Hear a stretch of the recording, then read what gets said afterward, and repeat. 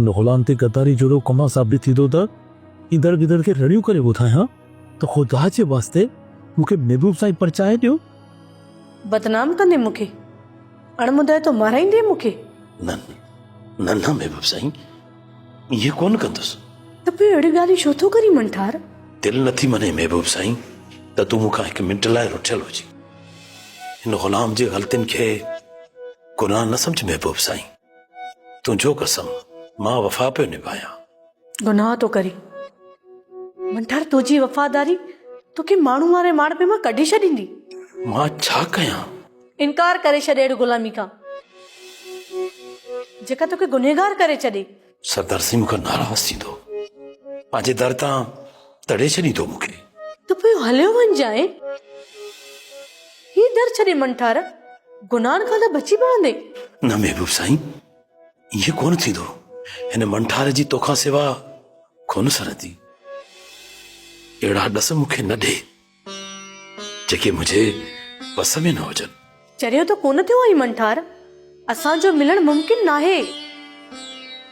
जेकॾहिं बाबा खे ख़बर पवंदी त असां ॿिन्ही खे बाहि ॾेई साड़े छॾींदो। त पोइ छा कयां जीअं मुंहिंजो मिलण तोसां मुमकिन थिए? मां सरदार साईं जो ग़ुलाम आहियां, हिन जे करे पंहिंजे सिक खे लिकाईंदो अचां। जेकॾहिं असांजी मोहबत खे मान मिले हा त हींअर ताईं मां ऐं मुंहिंजी प्रीत चंड ते चढ़ी इश्क जो झंडो फड़कायूं। ॼाणा थी त मोहबत जो अमीर आहीं तूं,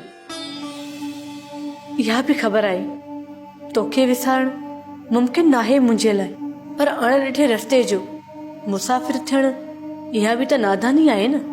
महबूब साईं तूं इहा पक ॾे त मां तुंहिंजे दिलि में आहियां। पोइ क़यामत ताईं ही ममठार तुंहिंजो इंतज़ारु कंदो। नेठि त ममठार जा नसीब ठहंदा।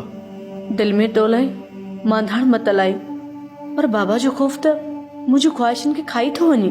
मोहबत बदनाम थी पवंदी, प्रीत ते बदनुमा दाग़ लॻी वेंदो ऐं तूं अहिड़ो इज़हार कोन करे सघंदी। न त सभु दुश्मन ममठार मुर्की क़बूल करे महबूब माणे मिठाई विराए छॾे। इहे करण खां मौत भलो आहे मंठार। कहिड़ो मुंहुं खणी अमां मुरकंदी राजा जी ॾेह में। न मंठार न, अहिड़ी ॻाल्हि सोचणु ॾोहो आहे। अहिड़ी सोच कॾहिं बि पंहिंजी दिलि में न पालजांइ। ॼाणा थो त गुनाह आहे, तॾहिं त तुंहिंजे अॻियां आकड़ करे कॾहिं न हलियो आहियां। बस कोशिश करो का त बदनज़र खां बची रहो ऐं दिलि जो सुख आबाद है।